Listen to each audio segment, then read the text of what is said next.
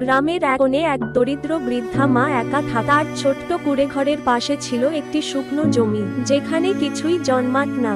একদিন সকালে সে বাজার থেকে ফেরার পথে রাস্তার ধারে অদ্ভুত একটি আমের আটি দেখতে পেল। আটিটা অদ্ভুতভাবে হালকা সোনালী আলোয় ঝলমল করছিল। কৌতূহল নিয়ে বৃদ্ধা মা আটিটা বাড়িতে এনে কুঁড়েঘরের পাশে মাটিতে পুঁতে দিল। পরদিন সকালে ঘুম থেকে উঠে সে দেখে সেখানে একটি ছোট আমগাছ গজিয়ে উঠেছে। কিন্তু সবচেয়ে আশ্চর্যের বিষয় হলো, গাছে যে আমগুলো ধরেছে সেগুলো সোনার মতো ঝকঝক করছে। বৃদ্ধা মা একটি আম তুলতেই সেটি খাঁটি সোনায় পরিণত হয়ে গেল। কিন্তু সে সব নিজের কাছে রাখল না।